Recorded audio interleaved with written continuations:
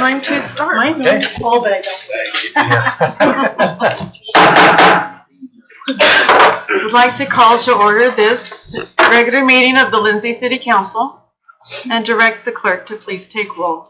Councilmember Sanchez. Here. Councilmember Flores is providing notice through Councilmember Sanchez. It should be arriving late. Councilmember Watson. Here. Mayor Pro Tem Cortez. Here. And Mayor Kimball. Here. Thank you. Councilmember Flores is supposed to lead the flag salute, but as she's not here yet, we will ask Eileen McCall to lead us in the flag salute tonight. Salute and pledge. I pledge allegiance to the flag of the United States of America and to the republic for which it stands, one nation, under God, indivisible, with liberty and justice for all.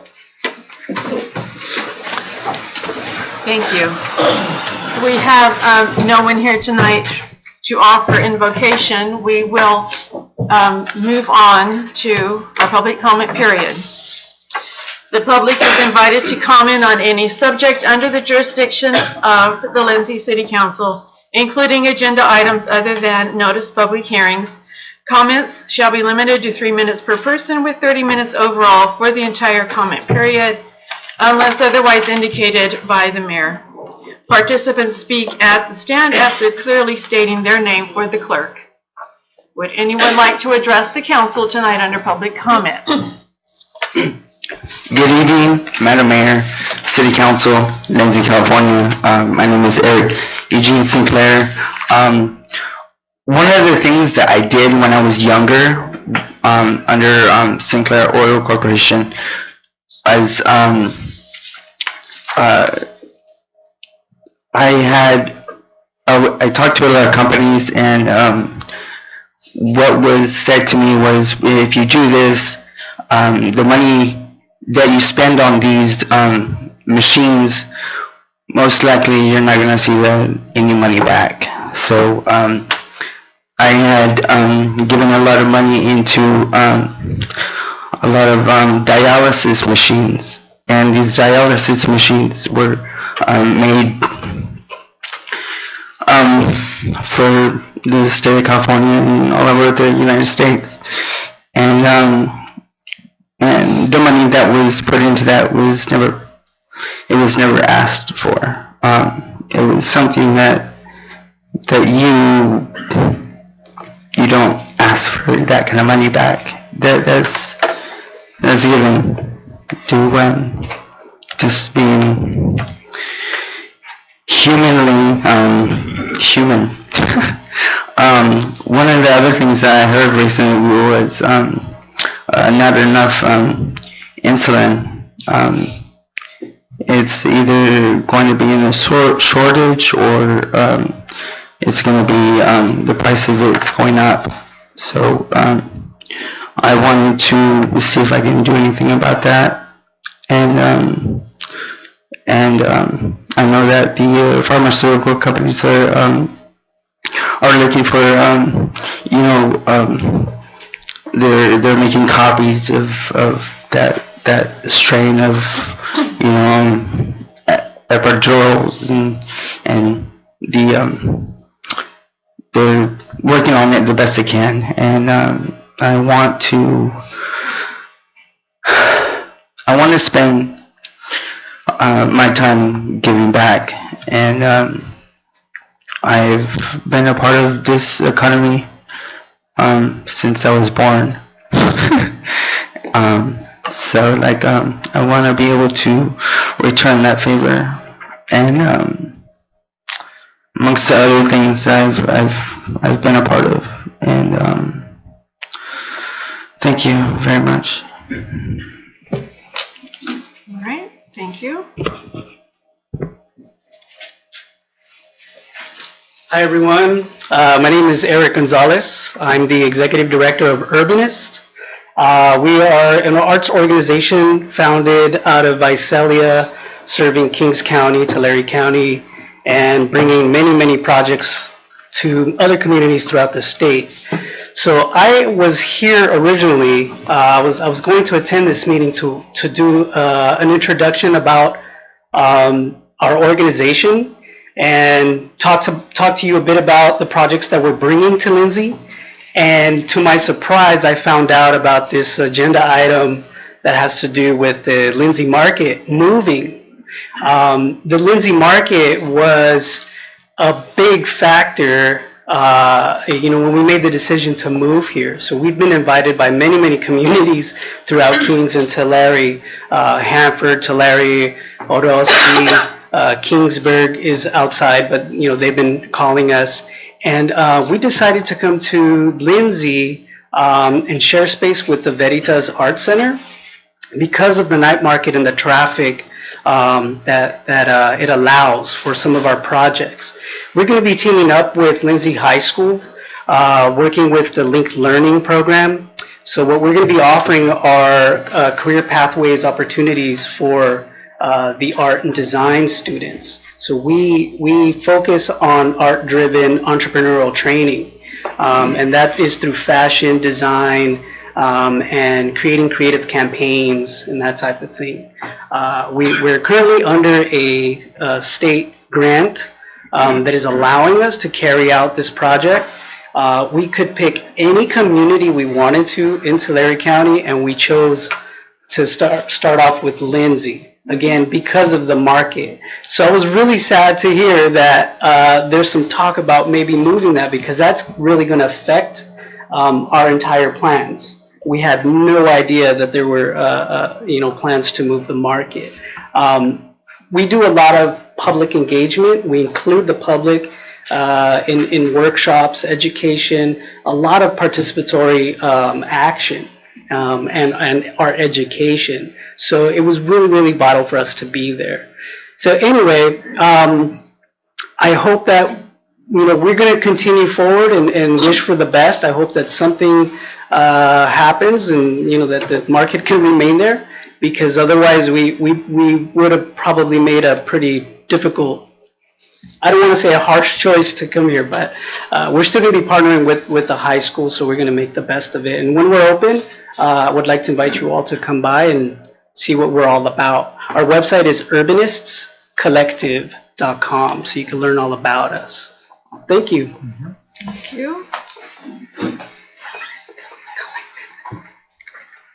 Good evening, Mayor and Council. I'm Brian Thoburn, Government Relations Manager for Southern California Edison. I just briefly wanted to say on behalf of Southern California Edison, Happy New Year to all of you, and express our appreciation this past year for the great partnership that we've had with you all in the city, and especially to express my appreciation to Mr. Ziegler and Mr. Camarena and their staff for their work on projects. Just wanted to give you a heads up, this year will be another busy year for us at Edison, particularly on the wildfire mitigation and grid safety front. You'll see our crews out probably more than ever before doing pole inspections and pole replacements to continue to strengthen and safeguard our system. So if you have any questions, feel free to give me a call. And if you get calls from constituents, then I'm happy to take care of that. Otherwise, look forward to working with all of you, and thank you again for your continuing support. Thank you, Brian.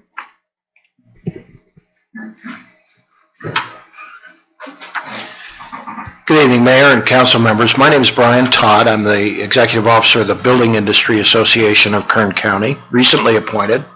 Came by to introduce myself. I have had a chance to meet Mr. Ziegler and Mr. Camarena before the meeting, so I'm looking forward to continuing our partnership between our organization and the city.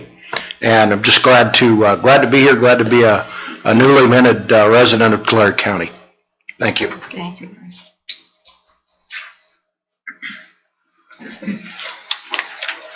Hello, my name is Robin Perna, and I am the acting president of the Lindsay Chamber. I'd like to start by letting you all know that we do understand we owe approximately $17,000 for Friday night market street usage. We do not have the means to pay it, and of that $17,000, $8,000 was actually a carryover from the year prior because we did not have the income to pay that year either. We did meet with one council member, the city manager, and their CPA in the fall. There were 3 of us in that meeting, 2 chamber members and our bookkeeper. We provided documentation showing profits and loss with detailed breakdowns. We now understand that the format showing the income collected needs to be presented in a much more detailed format. So we are currently taking our data and developing spreadsheets to report it in great detail. We've also conducted a study looking at several chambers, many of our same size and others of even greater size. We compared costs that they incurred for extra activities. They all work together as partners with their city council, and none have charges as exuberant as ours. Our chamber is funded solely by chamber dues, Friday night market, and from income earned off of a plethora of events that we support and also put on. Our chamber is here to support our local businesses, and the Friday night market was set up to help finance the chamber in 2004. It enabled a drop of lid fees to businesses, which helped many of those businesses actually stay in business.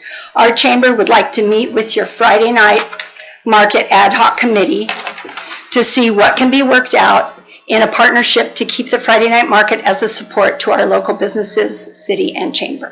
Thank you.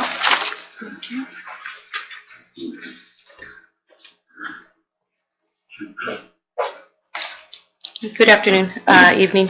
My name is Maria Gutierrez. I'm the owner of Angel Garden Flower Shop and also a board member of the Lindsay Chamber. Out of the 54 surveys collected, 7 disagreed of the 47 agreed of the Friday night market benefits to the downtown for the following reasons. We have a copy of all the petitions that were handed out and signed by all the downtown businesses, and so that way we can have a better idea of why they didn't want us downtown and why they want us downtown, because basically it's about keeping our businesses open, and that's our main purpose here for the chamber. And the chamber helps by putting on the Friday night market. It has a great footage traffic. It brings more customers to our downtown area, more customers to buy their own products from their stores, more exposure to their businesses. Businesses earn more during the season of the farmers market instead of when it's off. It keeps our businesses from closing. A lot of us that depend on the Friday night market, we have a lot of footage coming in, and during the whole year we have a lot of exposure, and that's how we get to know a lot of our customers from coming in and helping us stay open. Many feel it's not beneficial to move the Friday night market, since the original intent was to bring more businesses to the downtown merchants, which it has. It has also brought more businesses uptown to the merchants in with the McDonald's and Burger King. They depend on that a lot, so we would really appreciate you guys' support. Thank you.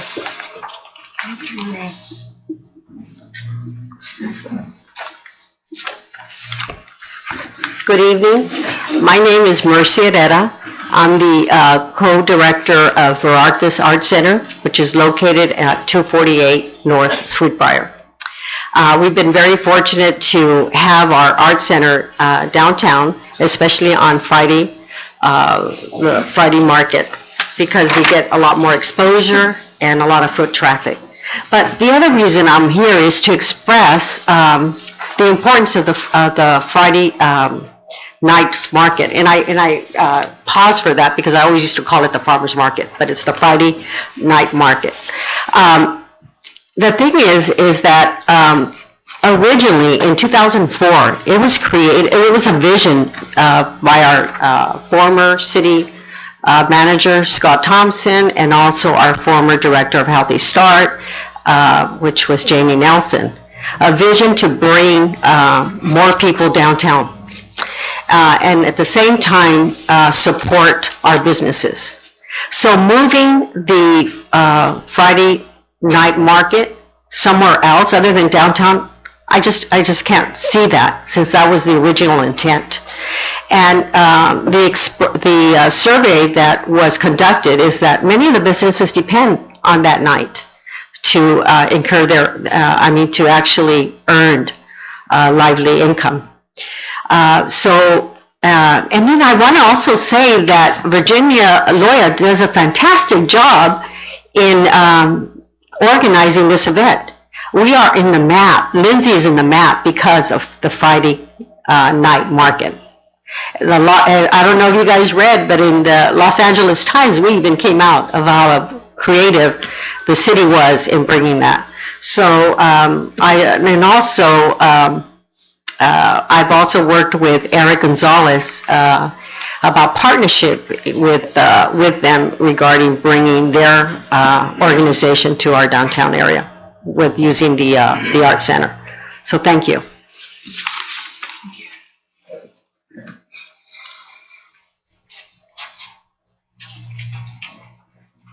Hi, I'm Virginia Loya, Lindsay Chamber of Commerce Director.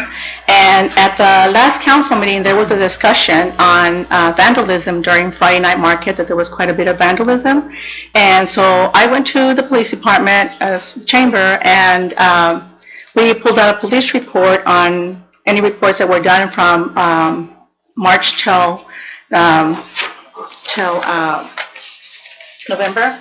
And as you can all see, that there was no reports done.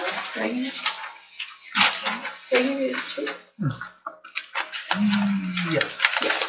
There was no reports done during those months, so there was no, and when there's anything that needs to be taken care of, things are brought up to me and I take care of them as soon as possible. So I just wanted you guys know that what we have found out with the vandalism. Thank you.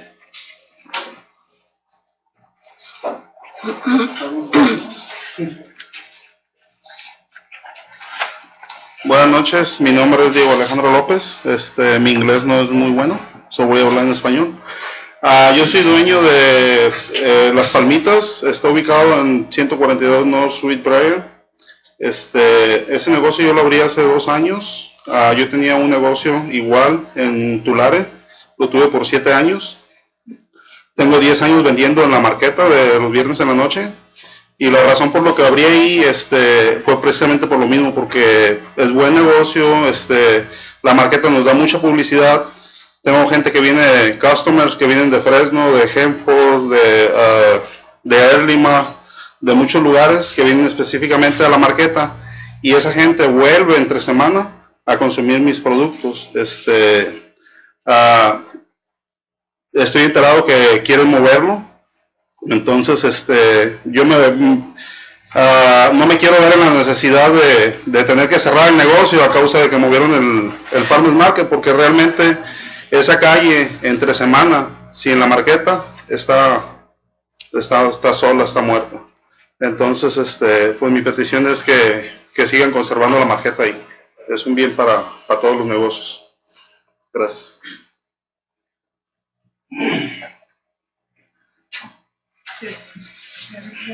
Should we do a brief, can we do a quick Just do a public translation? comment. Excuse me, sorry. Just one moment. Just one moment. I didn't Yeah. understand everything you said. So, his name is Diego Lopez. He is the owner of Las Palmitas, located at 142 Sweet Briar, if I'm not mistaken. He previously had a business in Tulare, but has been here in Lindsay for the last 10 years, operating mostly during the market season. It's very good business. It's an event that brings a lot of publicity and people from out of town. People that come to his place of business during the market tend to come back during the week because they discover where he is at.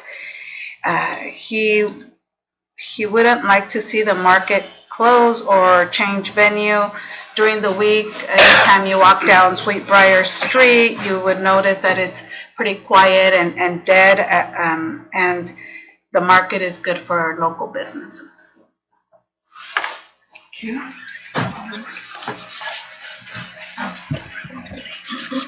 Ready? Yeah. Greg Shelton, 88 North Wilford Drive, Porterville.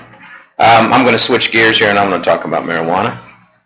I applaud you, your council, for being forward-thinking and putting the measure on the ballot for the taxes, and I guess it passed. So Farmersville, and I just got into this recently, and I've been thinking about it for a while, but I did a little research. I came over and talked to city manager, and he kind of told me where Lindsay was going on this, and I went over and talked to Woodlake, talked to their city manager, and got some numbers for him, and first 3 months they were in operation over there, they did about a little under $3 million in sales, about $11 million a year, which netted their city, according to his records, $138,000 in the first quarter, which he extrapolated out as about $550,000 on the tax, the surtax itself, and approximately another $100,000 in sales tax. It's been quite a boon for them. Farmersville also, at the same time, passed their tax measure. They're in the process of awarding one recreational license, and as a matter of fact, if you saw the press release, they're actually going to expand it to more than one, at least two, probably more. Also, Woodlake is exploring the idea of doing export-only licensing, whereby they'll basically have a brick-and-mortar facility in town, and then they're going to export it to other areas such as Porterville and Lindsay. I guess the point of it all is it's going to happen, and I think the timing is crucial here. I'm from Porterville, and I'm trying to do something in Porterville. Porterville much has the attitude probably that you have. They're a little trepidatious about any kind of retail sales. But I'm going to spend some money, and I'm either going to spend it in Porterville, I'm going to spend it here, I'm going to spend it in Farmersville. I probably won't go to Woodlake. But so anyway, I know I heard on the agenda that you're going to talk about the legalities and what's going on with the new laws regarding transportation. I have spoken with your city manager, and I would like to maybe explore the possibility of doing something here if it was something you would be interested in doing. I'm hoping that you move forward. I sat on a council in Porterville 5 years ago, and we were pretty forward thinking at that time. We were doing it before everybody else did, and then now all of a sudden we're behind the 8 ball, and it seems like, if anything, it's speeding up. And I'm just thinking the last guy in, it's not going to make as much money as the first guy in. So with that, thank you very much. Great.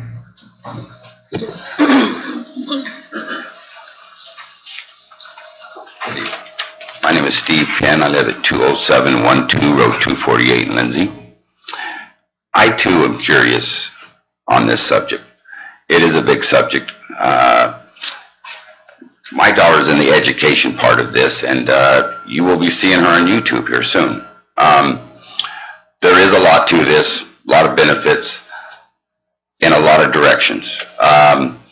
You guys think of it as revenue and different areas, and it is all that. And the question is, have you guys been to Woodlake to see their store over there? Has anybody of you visited that store in any of this situation? They're really, and it's coming on, and you will be seeing it, and it's a lot different than you really think it is. They're jewelry stores. You walk in, you do your transaction, you walk out. It's pretty simple. I haven't really seen them overcrowded, busy, but not overcrowded. It's going to be coming to you guys soon. You guys will be thinking of it for different reasons. I would like to put my name in the box, and like I said, we come and see the manager, and we'll be back. But a lot of it, really, what I want to do is I would like to bring my daughter over here and let her talk to you on different aspects of the education part of it. We will be coming to see you. I think it will be really well. We are in the different, you could say it's an epidemic, I guess. We went through the meth phase. We went through the cocaine phase. We went through a lot of phases that's starting to whittle down in a way to enforce a lot of it, where really a lot of it got out of hand, way out of hand. So I think it's going to come a time that I think it's going to be a good medical thing. It is here. Everybody's looking at it. You guys will be looking at it pretty soon. Open your mind up and see what it really takes you to and what you think about it. I think it's going to be a 50-50 game. I think it's really good in a lot of ways. A lot of people are on this. I'm personal in this because I have a granddaughter who has brain damage. She's on $6,000 worth of medicine a month. We got her on the oil. We've been on it for a while. It took this kid from a nightmare, a 24/7. The brain would tell her to run, and she would run all the time. And so it has brought us $2,000 worth less of medication. And the kid is 50% more normal than she was. So in a lot of situations, you're going to look at it, well, we really don't want that kind of traffic, or we really don't want to have the Lindsay ego of letting a pot store or something in an ego trip bring it into your mind. You're going to be open-minded. I think it's going to be a good thing for you guys. I'm going to be here talking to you. My child's going to be here talking to you about education, and we're going to go forward. Thank you very much. Thank you.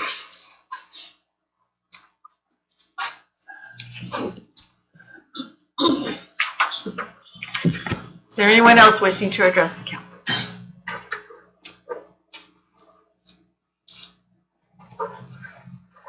Hola. Buenas tardes. Mi nombre es Karen Arceo, soy vendedora en el Farmers Market los viernes en la noche. Ya tenemos muchos años trabajando aquí. Vengo a apoyar. Estoy enterada también que quieren mover el Farmers Market a otro lugar. Lo que hace diferente a esta venta esta noche de viernes es que es diferente a un remate común. No está en un lugar encerrado. Lo que lo hace diferente es su estructura. Es que uno puede caminar libremente y te sientes cómodo con las cosas. Este remate sostiene a muchas familias. No sabemos sus intereses, pero nosotros apoyamos a la señora Virginia en los costos, en lo que ustedes piden que ella pague para la ciudad. Y también quisiéramos pedirles que tocaran un poco su corazón y que vieran que este remate es el sostén de muchas familias.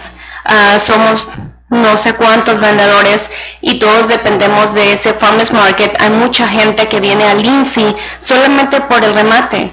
Y mucha gente se ha movido de otros pueblos queriendo comprar aquí, porque el Lindsay lo distinguen creo que dos cosas, que hay gente de buen corazón y sus viernes en la noche que para todos es muy especial. Hay niños que vienen desde que vienen en carriolas hasta que ya traen a la novia a pasear aquí.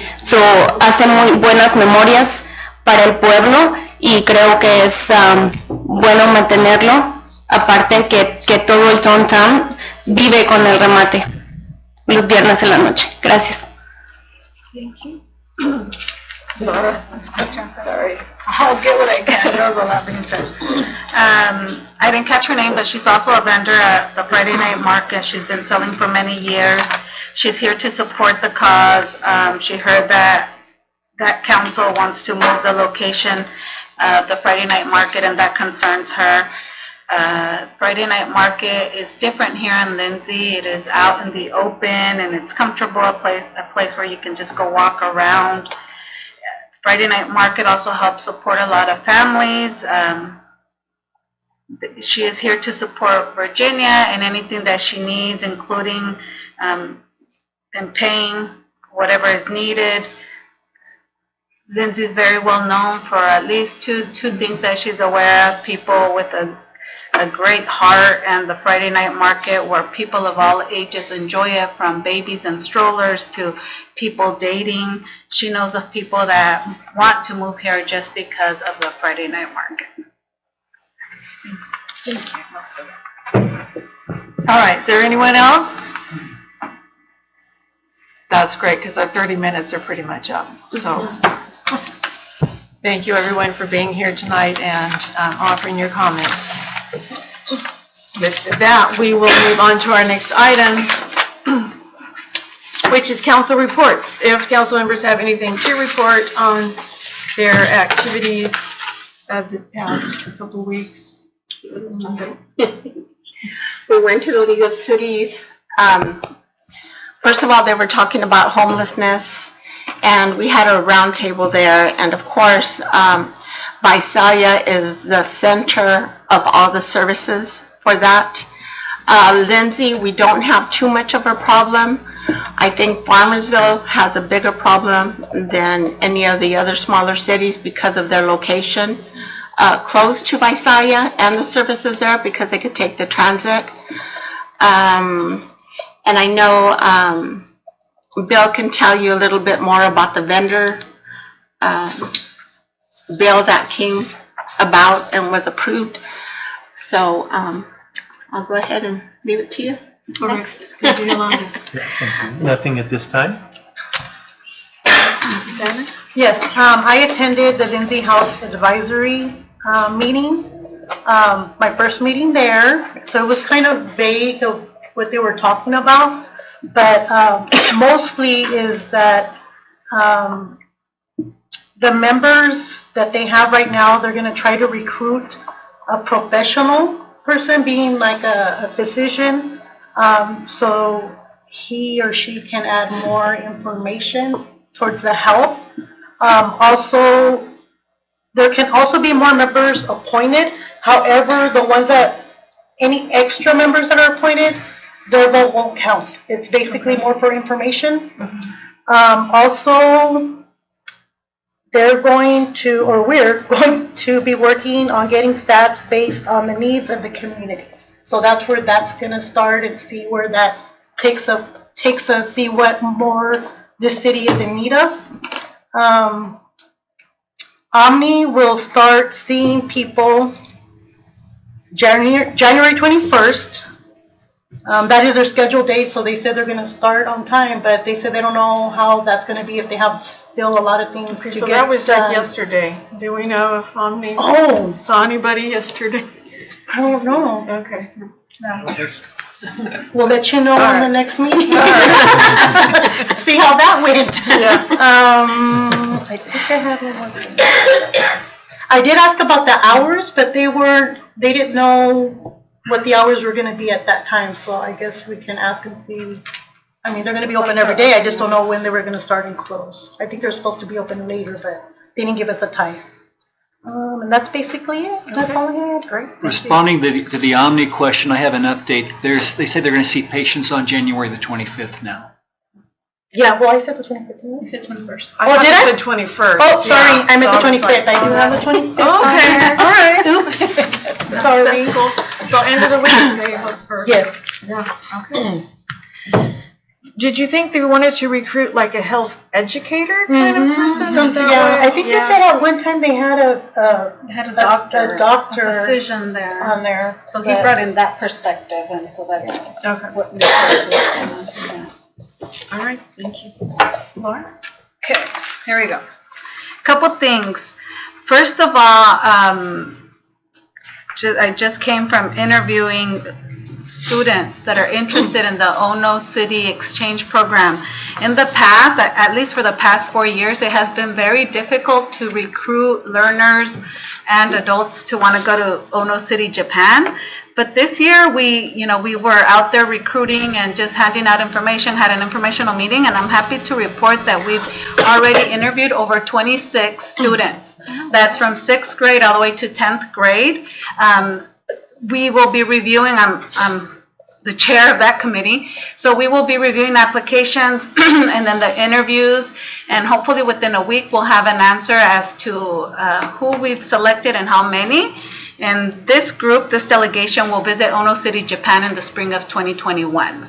This year, we have a delegation of 9 members coming to visit us the end of March. So very exciting. Dates for that? It's the very last week of March. Okay. And they'll be here for 4 or 5 days. And so we have actually a committee meeting next week where we'll be planning out our activities, and I'll share that with all of you guys, so anybody that's interested can join us in those activities.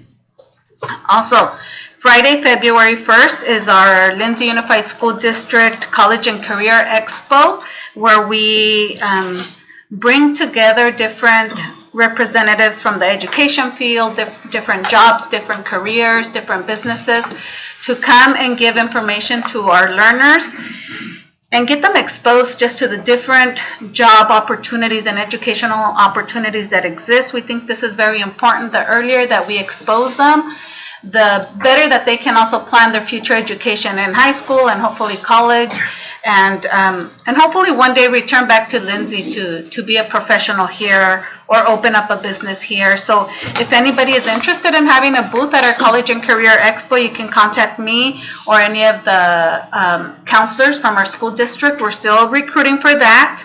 And that again will be February 1st. We will have a guest speaker and then an expo to go with that. That will be taking place at the Kennedy Elementary Gym. Like Rosana said, I also attended the Health Advisory Committee last Monday, and it was great, new members, so lots of great ideas. And I think the purpose of this committee is just, to plan activities related to health, to keep our community serviced as far as any needs that they have. That's why they want to take on this idea of providing a survey or a needs assessment for community and see what other health needs the community has and how we can make that a reality. We had an opportunity to visit the Omni Medical Center portion, and the rooms look very nice. I mean, everything is brand new, so it's going to be a nice place to be in. The Wellness Center is participating in a healthcare plan program called Silver Sneakers. And so it's part of a healthcare plan for members that have Medicare. They can come to the Wellness Center, present their Medicare card, and not have to pay a wellness membership. So the insurance part of Medicare, a certain part of the Medicare, will pay for the visits to the Wellness Center, which is really cool because that saves people money, and they can go for no cost. So for more information, Lisa has the details on that. There is some paperwork that needs to be filled out that she'll take care of, but anybody can come. We had so much to talk about. We usually meet quarterly, but decided to meet monthly because there's so many ideas and so many things that we want to get going that we think that we should be meeting monthly until some of those ideas are carried out. Then we'll go back to meeting every other month or quarterly as needed. Let me see. And that's it for now. Very good, thank you. I'm glad that healthcare meeting went well. Yes. I have nothing to report. The TCAG meeting, which normally would have taken place Monday, it was the holiday, so that's been pushed back to next week. So next time, report on that. Okay, student reports, Ireland? Here are some of the events that have happened or will be happening at Lindsay High School very soon. On January 16th and January 17th, LHS learners had the opportunity to participate in the Breaking Down the Walls event. This event gave 350 learners a chance to engage with others on campus by building new relationships and allowing learners to get out of their comfort zone. On Friday, January 18th, 8th grade learners from all elementaries had the chance to visit LHS to get an insight on different pathways offered, so when they become freshmen. It's World Cup week this week. Tuesday is warm-up gear, Wednesday is Crazy Socks / shoe day, Thursday is Jersey day, and Friday is Cardinal gear day. Winter formal is this Saturday, the 26th, from 8 to 11 p.m. Winter sports pictures are this Wednesday, January 23rd at 3 o'clock. It's for soccer, basketball, cheer, and wrestling.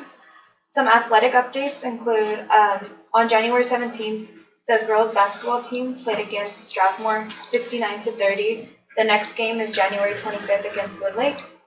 On January 17th, the boys basketball team played against Strathmore 26-71. The next game will be this Friday, January 25th against Woodlake. On January 15th, the girls soccer team played against Strathmore. The final result was 0-1, in which the girls team won. The next game will be tonight, Tuesday, January 22nd against Woodlake. On January 15th, the boys soccer team played against Strathmore 4-2, in which they won. And the next game will be held tonight, January 22nd against Woodlake. And for wrestling, a varsity invitational will be this Saturday, January 26th at Golden West. And that's an update of what's happening at Lindsay High School. Thank you very much, Ireland. Staff reports, Bill? Thank you, Madam Mayor. Sacramento has approved the Test Well Project Award last Thursday, and the final award document has been signed to begin the project. The contractor now has about 20 days to deliver the signed contracts and start this project. As a reminder, it is north of the soccer complex area, but south of the sidewalk that kind of goes from the Wellness Center off toward the Memorial Building. And the test well will be drilled, tested for water quality and quantity, and ultimately closed up. You won't know it's there. But we need a good sampling from this area to determine if a production well, if that general area is appropriate for production or not. Mike has been working with water consultants now for a couple of years trying to find the best location for a proposed test well. So we have some funding help to do that. The roundabout has transitioned to phase 2. You can see people going along the south side of the roundabout. People are adjusting to the change. Staff has been working with the Jefferson staff and district staff to help facilitate this and keep it as smooth as possible. Proposition 68 statewide park program. There are a couple of grant opportunities to do some improvements to our parks. The city was selected as one of 12 cities statewide to receive technical assistance for the preparation of the competitive statewide application. And what they'll do is there's a group, a nonprofit that's going to help with this. And they'll train city staff and stakeholders on community engagement practices. We always want to improve that. We always want to improve those engagement practices, including strategies in the Park Bond Equity Toolkit, building partnerships with local organizations to create a comprehensive community-driven project. Again, we want it to be a community project. Working with city staff to identify the community's parks and open space needs, working with city staff to identify communities' preferences around park location, concept design, and amenities, and assist staff with the preparation and submission of the grant application. And the group that we're working with has targeted Cacu Park in Olive Bowl, which I hope is pleasing to you because it needs attention over there. And you have the trailer parks and the apartments and so forth. So there's tremendous need in that area. So that's the single focus point for that right now. And as this moves forward and we have a package put together, as it starts developing into a concept, we'll bring it to you to discuss. And we hope we have a lot of success with community engagement. That's a big thing for us. A water treatment pilot project. We've been pursuing several strategies for dealing with contaminants in groundwater. The water that we're using right now is okay. We have to do the DBP notification once quarterly, but we have well 11 we can't use due to nitrates, Mike, and perchlorates. And there's some cutting edge biological treatments that are available, and the state has suggested a company connect with Mike, and Mike has been meeting with them and about potential biological treatment of nitrates. And so we're excited about that. We'll see how these conversations go. And the company is interested in even providing some of the funding because they want to target an area that has a manageable situation so they can show on a large scale that what they do is possible and that improves their value to other water agencies and so forth. And because the state has suggested them to us, we're comfortable in pursuing this. No water would be used without state approval, and you guys will be involved every step of the way. So we're excited about looking at something differently. Well 11 is our strongest producing well in the city by nearly double, and we can't use it. We can't use it at all. So if we could get that thing back online, that's a big deal. Or if we find contaminants in something else, to have another way of treating it is a really, really good thing. We've covered some of the things with wellness. Great things are happening there. Aquatic Center high school swim team began practice on the 14th. There's an opportunity for winter lap swimming. Tulare County Special Olympics polar plunge, 9 a.m. on February the 23rd. We're doing a renewal of lifeguard certification on March the 16th. There'll be a kayak class, of all things, happening in May. So we won't do that in January, we'll do that in May. Lots of other good things happening. They're getting the fields prepared for the kids to go out there and start playing soccer. All the equipment's in place or available to us. The rain should abate here a little bit so we can get that repainted again out there. Good things happening, and I'll give you a detailed update on the staff report via email. And I'd be happy to answer any questions. Any questions for Bill? Yeah. Can you go over the vendor, what yes, they were thank you. discussing over there? So at the Council of Cities, we get together and talk about several things of regional importance, and I know Mario is aware of this. So there have been cases where you'll have a street vendor show up, and imagine you have a taco push cart set up outside of a restaurant. Well, in some jurisdictions they've gone through and they've arrested them. You know, you don't have this, you don't have that. And the takeaway is, if they satisfy the health department, if they satisfy the other things, you can't arrest them. And we're looking at, how do you manage it? In Lindsay, and Mario and I haven't chatted about this yet, but the way our zoning code works is you are allowed to do things that are permitted uses. And so these uses are enumerated. So you say you have your central commercial zoning district. It's going to say that you can have a bank. It's going to say that you can have a retail store. It's going to say that you can have a restaurant. It does not currently say that you can have a food cart there. And I don't know how much weight that's going to carry. It sounds like it's something that's still being reviewed by our assembly. But the concern is like with the taco trucks. If you have the taco trucks that don't have the overhead to pay, they don't have so many things that they have to pay, and they're competing with the bricks and mortar business, the bricks and mortar business will go under, and pretty soon you have a ghost town, and the taco trucks go away, or the vendors go away. So that's a concern that the cities would have with this sort of thing. We certainly want to encourage entrepreneurism, but not at the cost of our bricks and mortar businesses. Is there anything you'd like to add, Mario? No, just that, no, that's pretty much it. But Mario and Bill, what is the law as it states now? So right now, you have to allow mobile vending pretty much anywhere except residential zones. But people still have to comply with the other things. So if we require business licenses, they still have to comply with that. You can't just leave here and go set up a shop somewhere. You do have to comply. You just can't single out sidewalk vending as a use that you cannot allow. But they do need to come down and get whatever specified permit or license in order to have that cart. Correct. So are you only talking about carts on a business, or are you talking about carts that are going down the street selling corn? They're all the same, whether they're mobile or not. It's all, the law that passed was to address sidewalk vending, so somebody without like a retail location.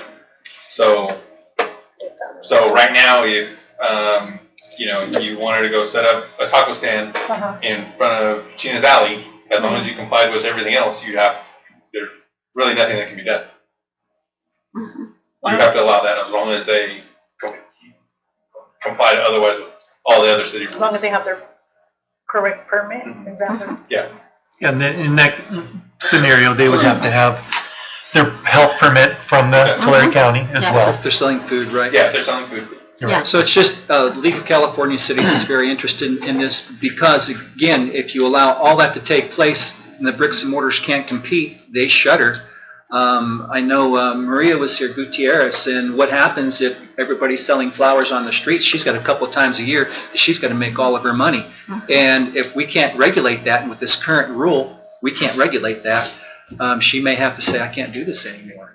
And pretty soon you have no bricks and mortar. So it's a grave concern. I think it was done with good intention, but maybe without fully realizing the full ramification of what it represents, especially to a small town. So then you don't just mean food. You're talking about like Any type of flowers, vendor. like on Valentine's Day that they set up Any type of vendor. everywhere. Yeah. Okay. Any type of vendor, anywhere. That's what the law states right now. This new law, Right.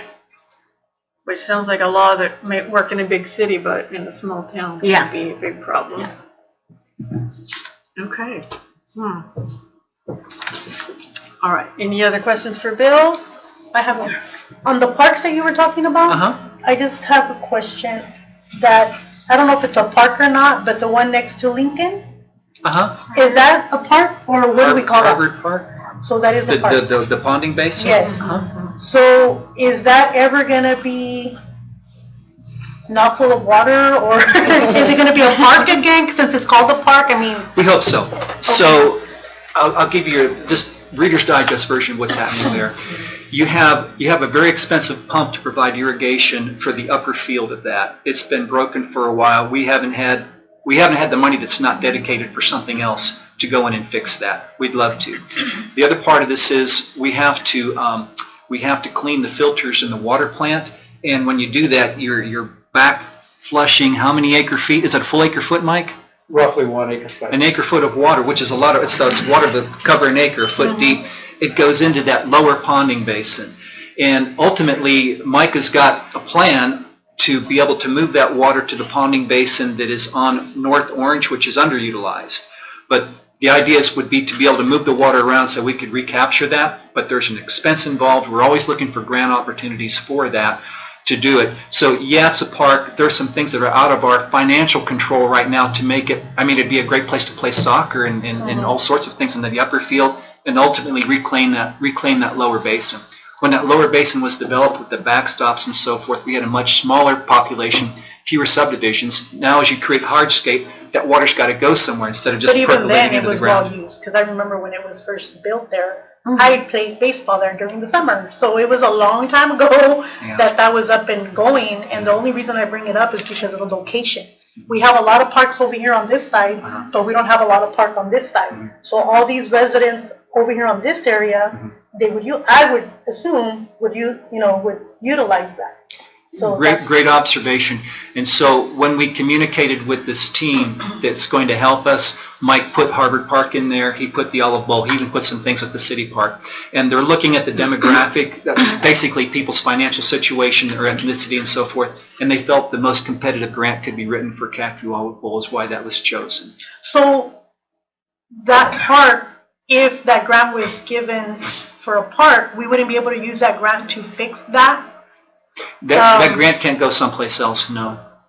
Okay, see, so you Not just this had, one. you had to put, We put several projects in there. Mike put several projects in there to get this help on this Prop 68 grant. They evaluated all the cities that applied and then the projects that the city applied. So right off the bat, Lindsay is competitive because we're a disadvantaged community. And then they look at, you have census tracts and census blocks, but they further break it down. And if you think about the trailer parks that are over there and the apartments that are over there, there's tremendous need there, underserved. And they felt that that would be the most competitive at the state level, and that's why they said we would like to do this with you. okay, so if this park was included in that, would that have been able to get fixed? It depends on what the community vision was it for. I can't answer that. I don't know how much money we're going to get. Okay. I don't know. That's good, okay. If we get money at all. Yeah. Right. It's a competitive application I'm just saying, since process. it's such a big expense, Yeah, they're willing to help us with the preparation of the grant and the community outreach and so forth, but it doesn't guarantee you're going to get the grant. It's one of the hoops we go through trying to get that state money. Gotcha. Okay. I'd love to see it be fixed. Yeah, we all would, for a long time. Okay, our next item is the consent calendar. There's 2 items on the consent calendar. Approve city council meeting minutes for January 8th, accept the warrant list for January 17th. What action would the council like to take? Move for approval. Moved by Watson. Is there a second? I'll second. Second by Sanchez. All in favor? Aye. Any opposed? Motion carries. Our next item is a report from our Special City Events Ad Hoc Committee and potential action item to issue an RFP.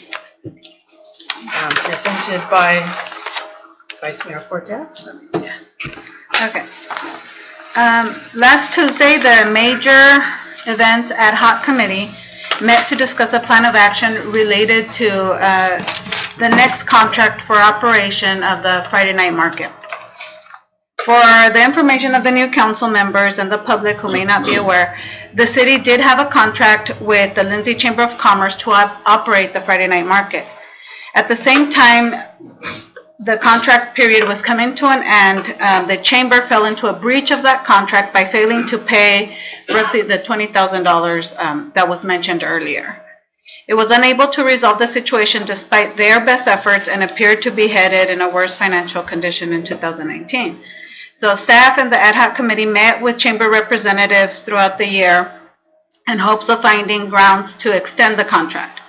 The situation has been difficult because the city recognizes the positive impact this event has on our local vendors, local businesses, and our community as a whole, while also seeing that the chamber has not been able to meet its obligations and responsibilities.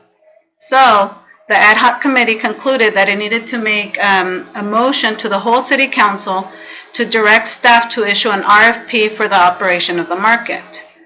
The RFP, request for proposal, could give prospective market operators the flexibility to propose on different private or public properties in town and a variety of goods and services available to the market. The RFP could ask potential operators to address sustainability, compliance, locations, and benefits to the city, among other important points. Everyone interested in proposing would be able to submit a response. Because the city does not have a contract with anyone to manage the market in 2019 yet, the city would need to go through the RFP process and enter into a contract before the market can begin its season. We would expect staff to work quickly on this, assuming the chamber and others in the audience may wish to submit a response to the RFP. We could encourage anybody to meet with staff if they have questions about the process. We anticipate that if approved, if we all are in agreement, the RFP could go out as soon as next week. On a personal note, the market has been an important part of not only my life, but also family members' lives, like other people mentioned here. For those of you that don't know, my father actually has a food stand out there as well. So definitely he would be someone that would be impacted. So it means a lot to our family. I hope that we are able to find a way to keep it going for the next generation of Lindsay residents and visitors. So that's our report from the Events Ad Hoc Committee. I know despite other rumors that may be going around or other things, we don't have a plan of action yet. You know, a lot of it is just based off that the current contract with Chamber has expired. So, any questions or anything about that? I do. I have a question. I know they're behind or whatever, they have an outstanding balance.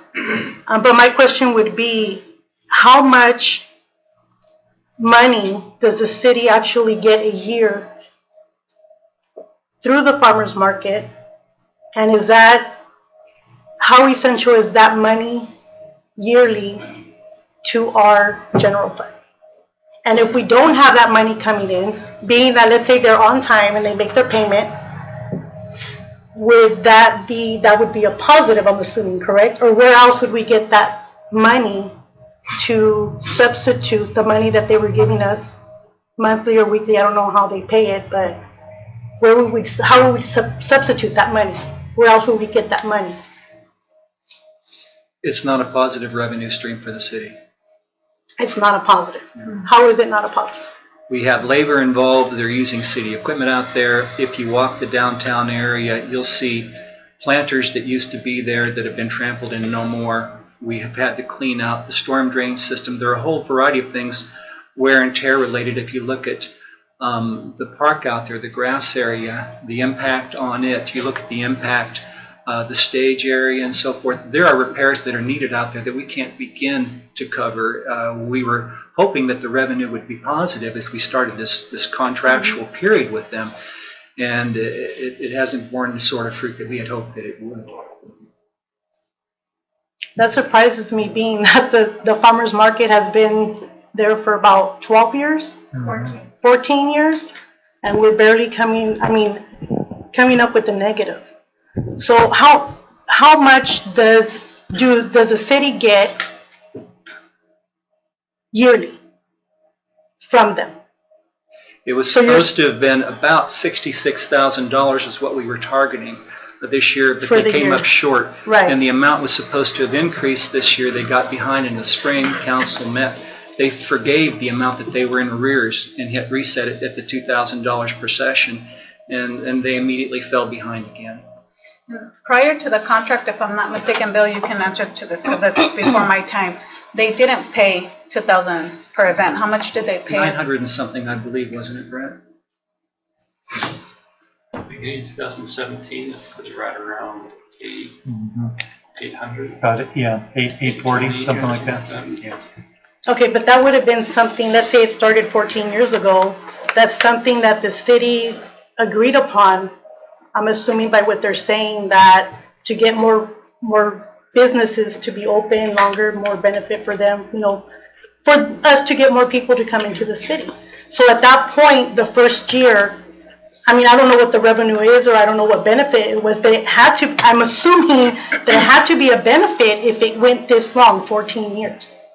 Because if there wasn't a benefit to the city, why would it ride 14 years? Great question. Like, I don't get it. So it's a good question, and but it was more of a social benefit, but a couple of years ago, we decided to really look at it, 2 years, basically when the contract was signed, to really look at what the costs were and the benefits were, and realize that the city was losing money on the deal, and so the contract was created so the city would receive more funds to cover the costs and to hopefully be able to do some maintenance on the Sweetbriar Plaza to get it more up to, because it had taken a pretty hard beating at that point in time. So Do we have paperwork to justify what you're saying as far as us losing money? Because I haven't received anything. Now, but I mean, 2 years ago, we did an analysis and looked at all that. Well, and another thing too, you know, this is a nonprofit organization. This is the every chamber of commerce in every city is there to benefit the businesses. Now, when we're charging them $2,000 every Friday, that seems a little extreme, because that's $8,000 a month. Now, realistically, I just don't see that type of cost on the city side of having to charge that much. And another thing that I found very, I just don't see it being right, is requesting their profit and loss statements. I mean, do you do that to every nonprofit that's here in Lindsay to see if you could charge them money? Are we receiving any money from the McDermott?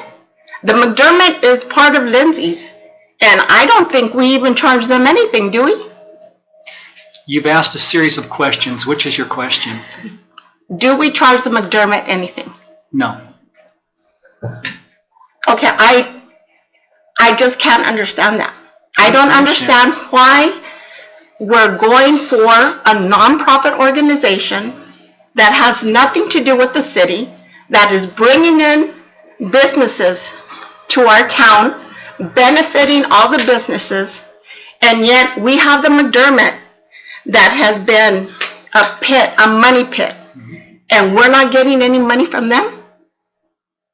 It doesn't make sense. I understand your concern.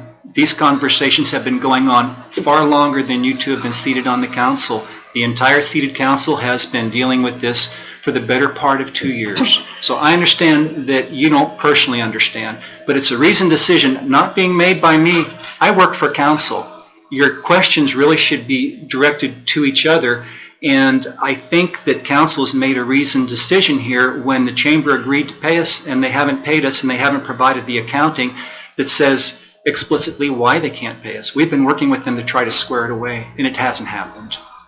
I understand that, but what's happening is that this city that's supposed to be helping our businesses, our citizens, are draining the chamber of any money for them to do for the businesses. All of these businesses need help. They need paint, they need, awnings, they need a number of things. But yet, whatever they make, you're taking away. So let's do a little bit of perspective in here. The market was not originally the chamber's. The city has agreed that the chamber could take on the market and receive all the funds from the market, and eliminated the lid fees that used to fund the chamber. So the market has been a big boon to the chamber, which the city allowed to take place. So what happened? So now we allowed it, and now we're saying, no, we're not gonna allow it? Actually, the proposal is a pretty reasonable one of sending out an RFP. That does not say that the chamber can't make a bid, can't apply. Let's just see, if things can be done in a more efficient way somehow, in a way that might benefit the community. But $8,000 a month? $8,000 a month? Do you know how much they bring in? But that shouldn't matter. It has to matter. It has to matter. It's the chamber. It's a different entity. It's a different nonprofit. That's okay, but there may be another nonprofit that could pay that amount of money. That's just what we calculated that was needed to do that. I would love to see the calculations. I would love to. I'm sure the chamber can provide them to you at your convenience. I would just add that part of what drove the initial review of profits and losses there was when we figured out that we couldn't keep all the employees that we had, and we had to look at layoffs. So kind of like the McDermott. Our general fund was underfunded. Our police staff, we were looking at layoffs there. We had the Sun Treat fire. That all happened at about the same time. And we started looking at this thing's been going on, and the contract hadn't been reviewed for many years. And so we reviewed it. We worked with their staff to say, what are you charging per space? How many people do you have? We crunched the numbers, and what we were requesting was very, very doable. So it comes down to, would you rather have your general fund fund the things that I think are important to you, fixing streets, water, public safety, and so forth, or do you want to fund a weekly party because you're paying for it? Your citizens are going to pay for it. It's nice to think that the amount of money they make shouldn't matter. They make a lot of money good on them, but it does matter when you are significantly funding that operation. And that's why council directed staff didn't direct council directed staff to look at this and see what could be done. We worked with them for the better part of 2 years. The ad hoc committee has formed. They reviewed all the data that you're asking to see, but they were the ad hoc. They've reviewed the data. They have made a recommendation to council. It's not staff driving. And, we're not asking, again, to get rid of the event, or we're not even saying it has to be moved. What we're saying is, we're trying to bring in new ideas as well, ask for proposals. Maybe someone else has a different perspective on this, where we aren't losing possible revenue to help revitalize downtown. So we are losing money? Yeah. $20,000 right now. That's why I'm asking, do you have it down on paper? Yes. Can I have that proof, at least for my own sake? I am now part of the council, and if you could respect that and give me the information that I request, it would be greatly appreciated. You will have it.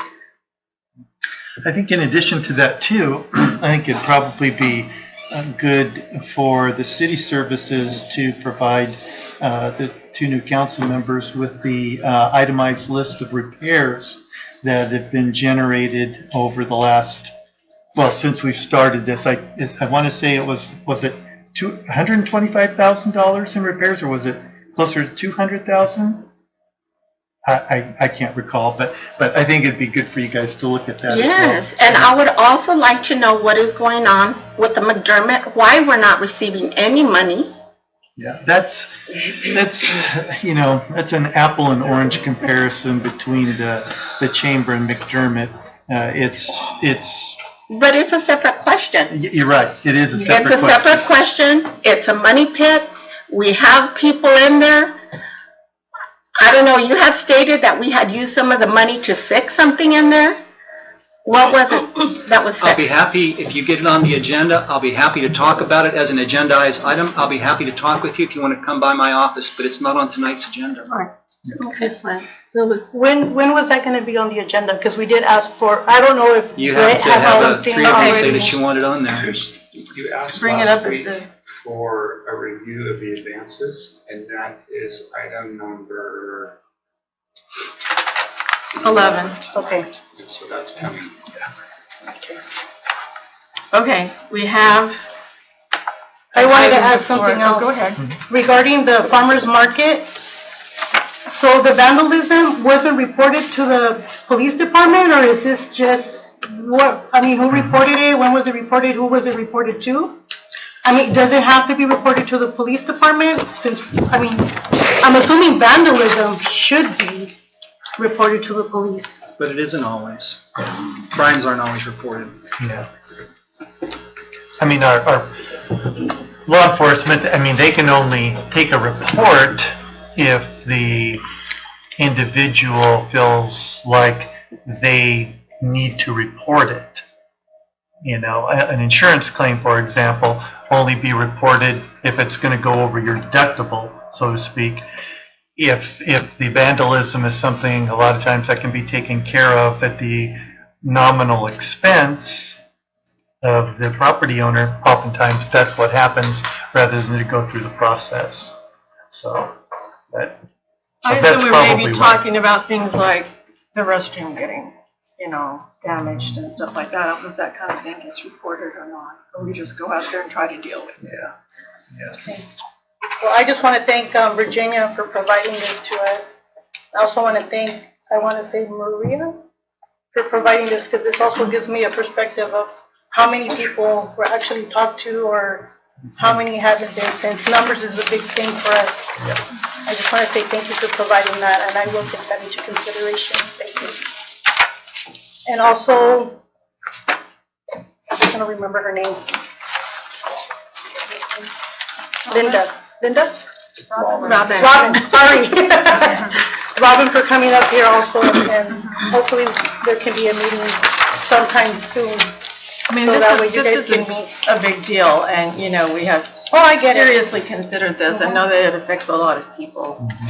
The survey is good. I think that was in the contract, that there be an annual survey done, which was one thing we were missing, so it's good to have that done. So at this time, and after our discussion and questions, I would like to make a motion to direct staff to issue an RFP for the management of the market operations. Again, this doesn't exclude Chamber. Chamber can apply for it and move forward with it as well. And then the ad hoc committee can review the applications if there's any and move forward with that. At this time, we don't have a contract with anybody. So that does mean that the market will not continue. However, with the RFP in place, that opens up that opportunity again. So I just think that would be in the best interest. That'll give us an opportunity to look at the applications and have discussions and make this better for everybody and for our community, including our vendors and everybody here. Well, it makes sense. We certainly can't just go with the same contract because it didn't work. So, and now it's void.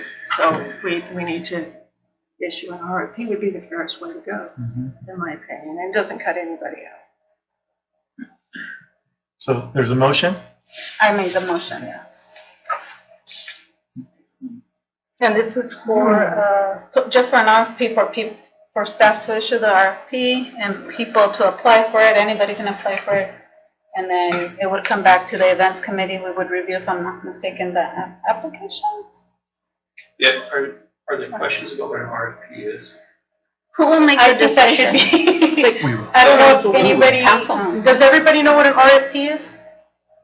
Everybody knows? I think it's good to share it. Right. You want to explain it? Yes. Okay, so,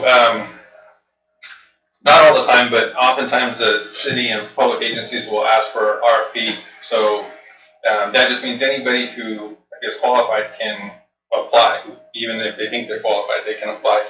The RFP will have questions about, what the organization wants to see. I mean, the city will put out an RFP and say, we're looking for somebody to, run the market on Friday nights from March to November. And, the organizations can get together and put together their vision of what that would cost,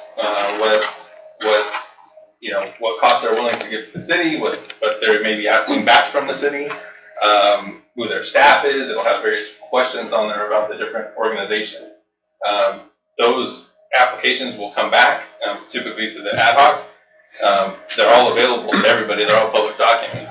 And then ultimately, somebody's gonna get recommended out of the, if there are any, somebody will get recommended to the full council, and the council's gonna have to decide. But since you don't have a contract right now, which is what Councilwoman Cortez is saying, if you do nothing, then there will be no Friday night market because you don't have a contract with anybody to put it on. And so what Councilwoman Cortez's motion is yes, direct staff to put out the RFP so we can start receiving those applications back, so that process can move forward, so that you do have a Friday night market start on time. RFP means request for proposal. So I'll second the motion. It's been moved by Cortez and seconded by Watson. Would the clerk please take roll? Mayor Pro Tem Cortez. Aye. Councilmember Watson. Aye. Councilmember Flores. Aye. Councilmember Sanchez. Aye. And Mayor Kimball. Aye. Motion carries.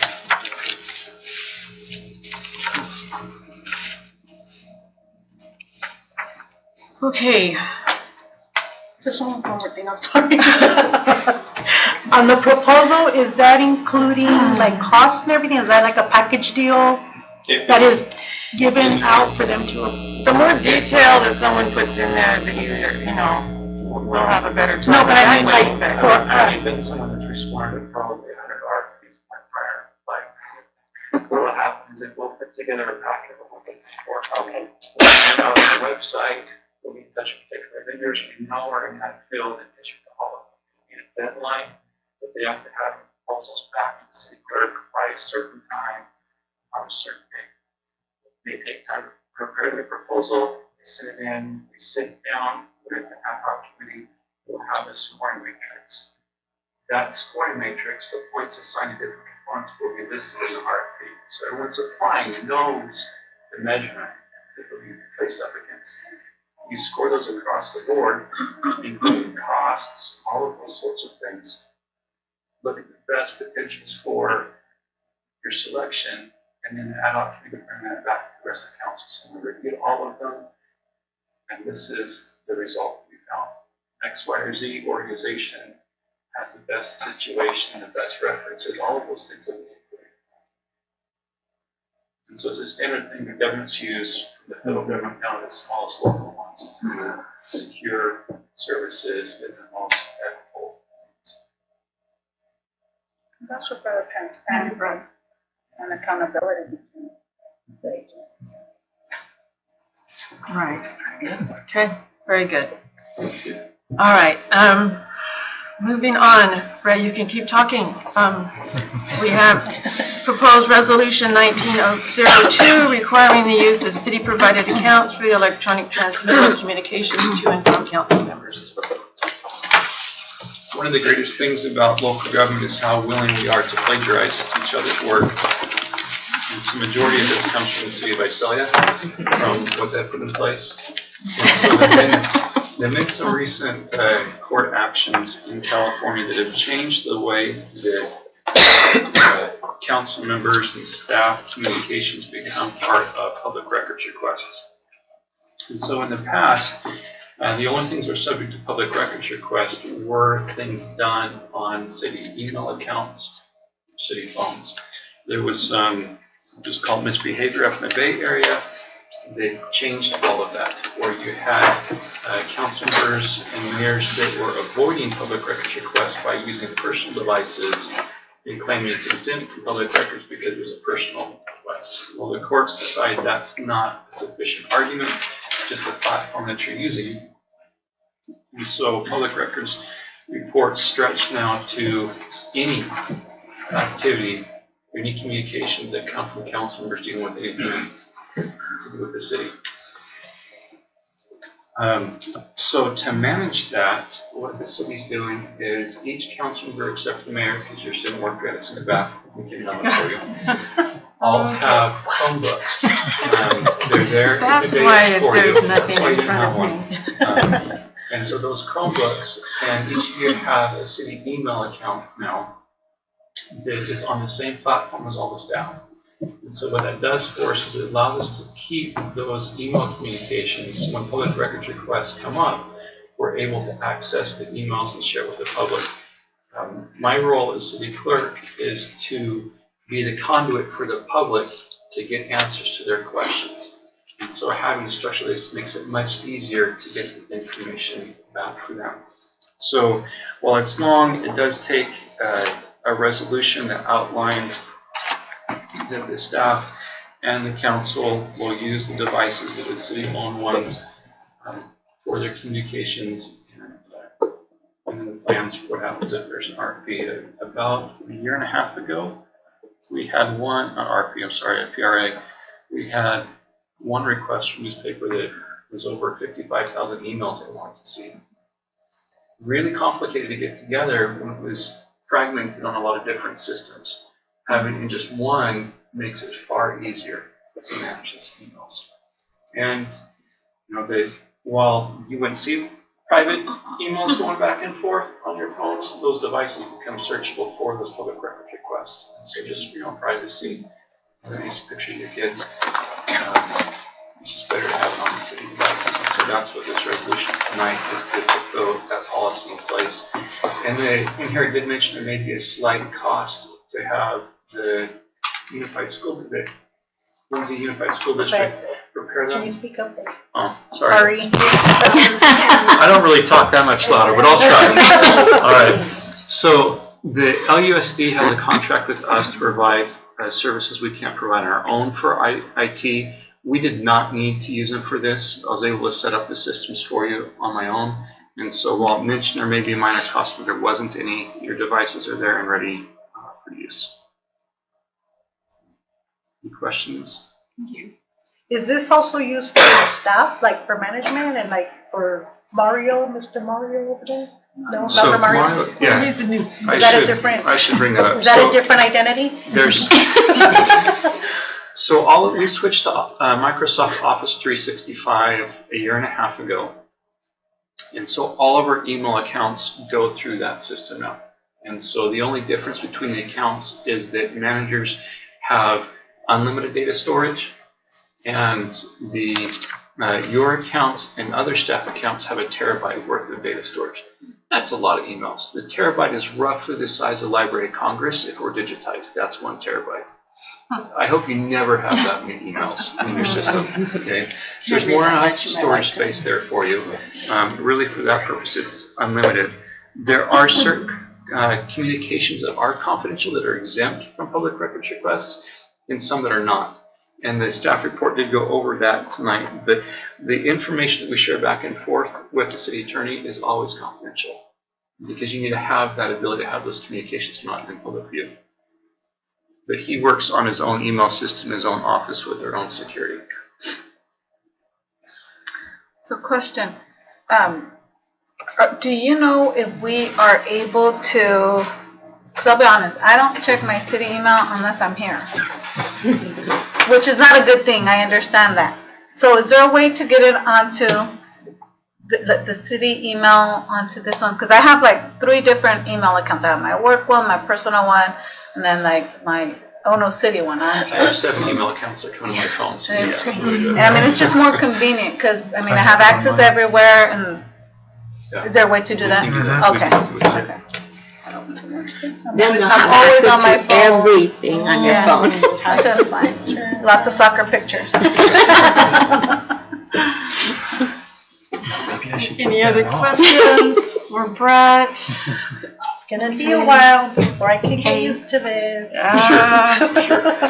Trepidation here.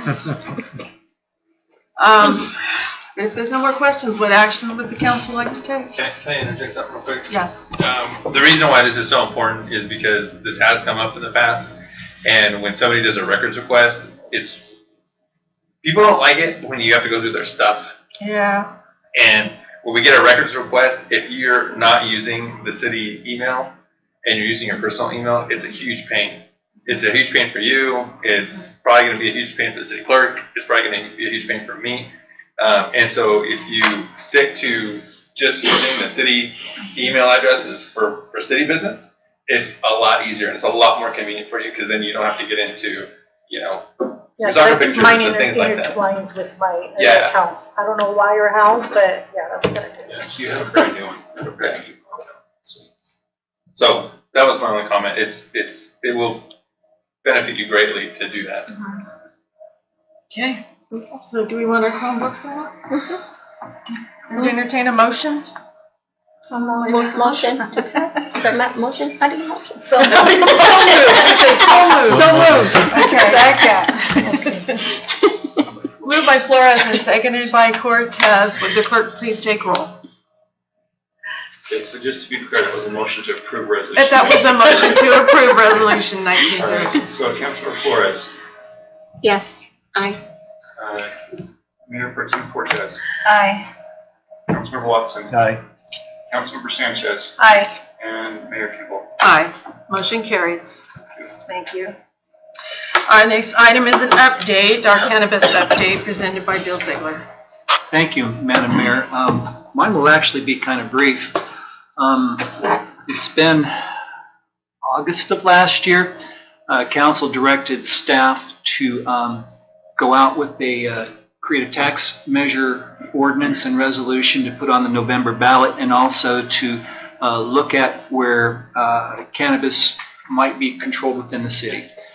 Prior to this, historically, council had directed that we had a full prohibition on cannabis use. With the passage of the state initiative that made cannabis legal, that changed. And so what is currently being reviewed is a draft business license and zoning ordinance that should be ready if there are no changes to it, I think at the next council meeting, depending on how much time legal's going to need to go through it. But the direction, and we lost Maria. Mike, would you see if you can find the zoning map that I sent to her?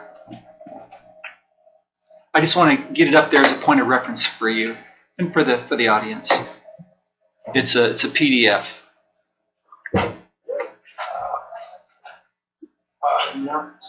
It might be standalone. Well, I'll talk and while they look for that.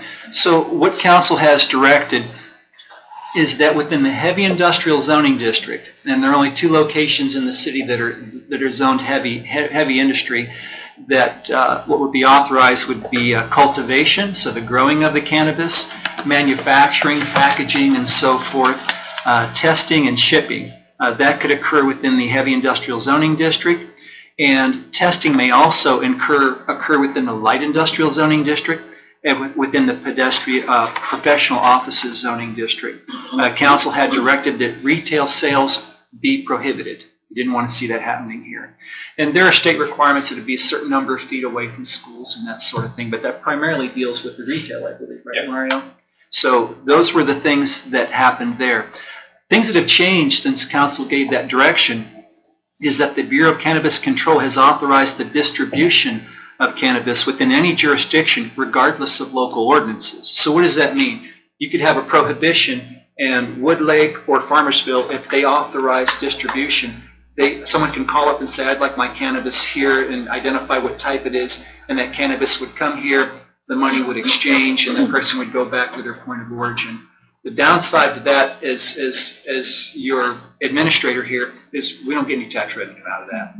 It's going to happen. And so I just bring it up. Maria, would you see if you can find the zoning map that I sent you, please, in an email before the meeting tonight? Bill, while she's looking for that, just related to that, I mean, I would like to know Mario's opinion perhaps on the likelihood of that being challenged. I think it is. On the delivery? Yes. Well, the regulations actually went final, so they were approved. They were proposed back in December, and they were approved, I think, on Friday. And so there is kind of the big themes with cannabis all along has been local control, and that's one of the things that kind of nobody really saw that was going to be a proposal, because it gave up a lot of local control, because now you can't control deliveries if you wanted them to occur in your city or not. I don't know how much of an impact that's going to be. I think the chief would tell you, hey, that's probably happening regardless. But I mean,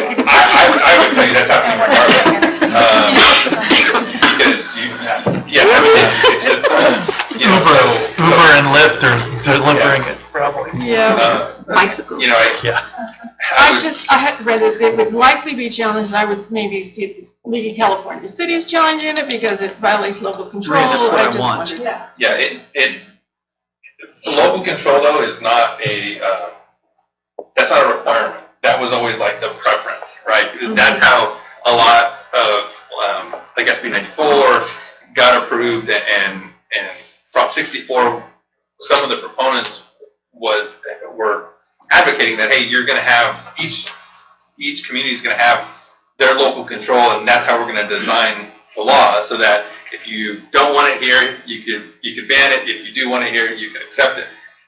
But the Bureau had this rule in there that, I mean, it came kind of out of nowhere. I mean, this is like the 5th or 6th revision, and then it showed up. And so that's kind of the buzz going on. I don't know if it will be challenged. I don't even know if it'll be successful. I mean, it's a regulation, and at the end of the day, I don't know if it makes a difference to you whether it's approved or not, because you're going to have deliveries coming in.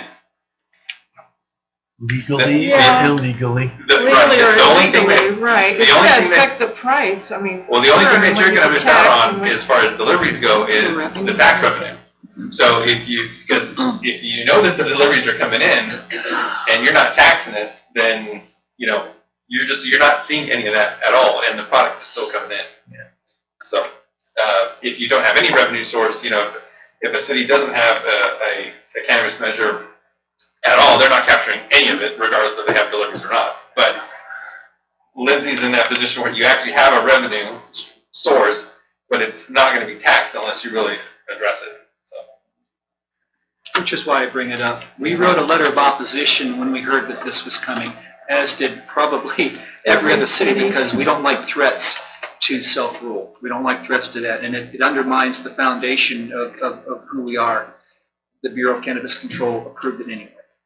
So I mentioned that just to see the draft ordinances right now are under review. If that's anything that council wants to consider adding to the ordinances. Now, why wouldn't we want to have sales here in Lindsay? That's a question for your fellow council members. Yeah, well, when you talk about sales, what you're really talking about is a retail dispensary. Yes. And so, because you're gonna have wholesale sales by what you're proposed to be allowing already. So it's really the retail side of it. I mean, that's what you need to discuss, and that goes hand in hand with the deliveries, because what you're talking about, you're allowing distribution already. You're really talking about if something's going to originate in your city, are you going to allow delivery within the city from a retail location? Yeah, that's what I mean. I mean, wouldn't it be smart to have a retail place here in Lindsay? If we know they're selling and buying here in Lindsay, why not get revenue out of it? I think that, at least in my thinking, I think we're doing like baby steps, because I think everything's moving much faster than what we anticipated. And so we hadn't gotten to that point yet, so we thought we'd just start out with wholesales and then move on from there, depending on what we saw. If we saw a positive impact. Well, I'm just thinking of how Mario said. I mean, they're gonna come over here. Right. And we're losing out on that money. And two, I think there's something to be said for not being leading the pack on this, because it is so fluid. I mean, here you have this regulatory body that is just decided on its own, typical of California, to allow this distribution crossing city county lines. Who would have thought of that, like you said, even 12 months ago? So I think if we can get this huge project for medical lifted up, going and evaluating that, once we Well, that's a good starting point. It's huge. It's a good starting point. Well, I believe Then we it can was take the brought next up step. about 2 years ago. To have Yeah, but now? here. No, I understand that, but it was Times brought have up 2 years changed. ago. Yeah.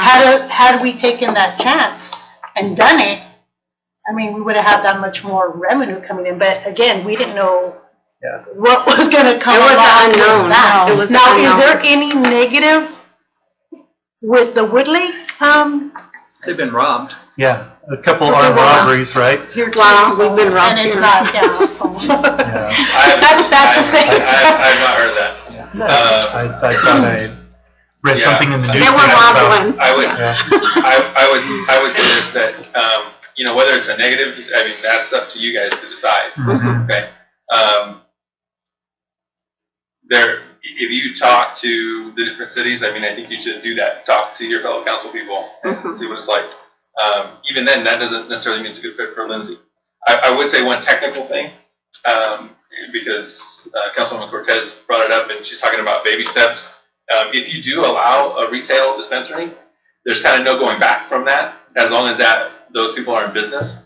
So how that works is we give them a permit, and so if you decide that, hey, we just don't want it, they've already kind of earned that right to have the permit, and they're going to keep it indefinitely.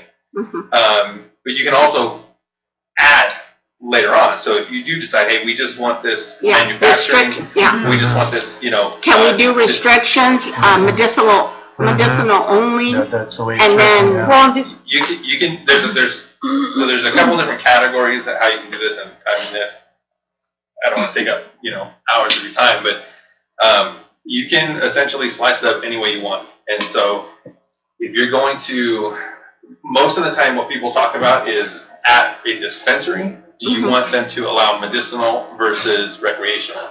That's kind of the big thing. But that is only one little piece of what you're going to allow in the city. So you could allow somebody to cultivate for medicinal and recreational, but just not, you wouldn't at your dispensary, you would only allow medicinal sales. Yes. You could do both. I mean, or you could not have a dispensary at all. So I mean, it's really how much do you want to kind of chop it up. I would tell you though, if you're going to have a dispensary and only allow medicinal, that's a huge chunk of revenue that you're going to leave out on the table. I would probably, I'm going to guesstimate, but probably 90-95% of the sales are recreational. And the medicinal is a much smaller market. So you're looking at much less revenue out of that. Well, either way, like everybody was saying, it's here, and it's coming. And it's either we benefit from it or we're not. I would just add as a point of clarification, the items that I had discussed at this point was for everything. We were not distinguishing between medical and recreational. It was everything. So if medical restrictions come into play, it needs to happen from this conversation so that I know. But so what you've directed me thus far is to allow for cultivation. And by the way, it's all indoors. My trite statement is council's directed, they don't want to see it, they don't want to smell it, they don't want negative impacts to occur, they don't want a burden on public safety. And so that requires indoor manufacturing, indoor growing, indoor packaging with air filtration systems, tight controls, security, etc. are they gonna have like water filtration kind of? That would be up to them what they do there. Well, we could request that, right? But I don't know what you mean by filtration. I mean Well, filtration for. We're not going to allow them to put anything in the water system or in the discharge system that is going Thank to impact us. Yeah, they're going to be responsible. That was my concern. And their own security too. Project by project, there'll be environmental review requirements that are done. On the ordinance, it's not subject to CEQA, but when someone comes in and says, I want to build this, then we look at it from an environmental standpoint, and we'll look at all of those sorts of things at that point. So just to kind of summarize, so right now, you're proposing that it be allowed to be grown, manufactured, packaged, shipped out wholesale, and tested. That's the limit that you've directed us so far. Well, I would also like a retail, because, well, they're selling it. Another There's- discussion that we Yeah. need to have. We would need to agendize that discussion, because that's a whole nother thing, and there's people that would want to weigh in on that. Okay. So would council, and the timeframe on the ordinance was something, we have people, we passed the sales tax measure, and I know there's some representatives in the audience that are wondering when they're going to be moving forward. So what I think I'm hearing is you'd like us to bring back a further dialogue about cannabis before, we're not close to bringing up the ordinances until we determine whether or not you want retail, and if so, what sort. And the distribution question, I want you to kind of hang on to also, because that is going to be here, and it would be an opportunity to catch revenues if you were okay with that. Yeah.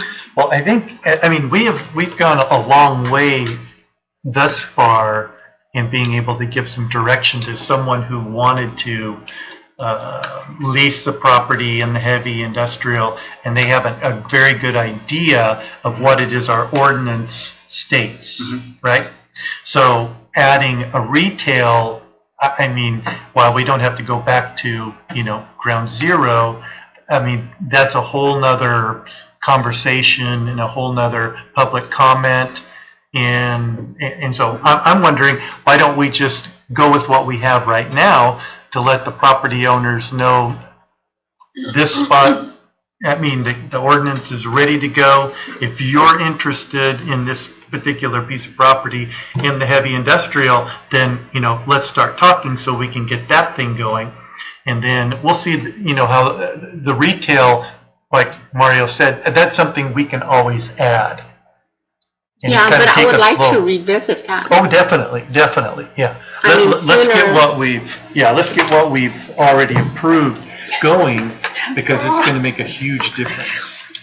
And then we can add, we So can that's add the the retail question is, anytime. do we give Bill direction to proceed with what he's been doing, or do we hold it up for a new conversation? No, we don't want to hold it up, but we do want to revisit it. Yes, Yeah. yeah, we Well, if we definitely hold it will. up, how long would it be held up for? It depends on how long you want to talk about it. I can tell you that you're going to have passionate arguments on either side of this. Well, I'm ready, retail, cultivating, packaging, I mean, I'm good. Because we're getting the money. I'm just saying, yeah, because you know what? We're not gonna be selling it here, they're gonna be delivering it somewhere else, and that's money that we're not gonna have. I think But if can it be added on, and how long would it take to be added on? it can be added on, and I would recommend that that's how you do it. Okay. And the reason I say that is because, I mean, there's a reason why we're talking about whether you want a dispensary. It's controversial. And you're going to have constituents, and you're going to have more than, the 20 people that are here tonight have your ear one way or another. And so I would suggest that, we put that on. We can talk about it when we bring back the ordinance for the other stuff. If you guys can give us guidance that night as far as, okay, we're okay with this, but we're okay with, if you're okay with retail, you also have to figure out where in the city you want to put it. And so that's the next thing that you have to figure out.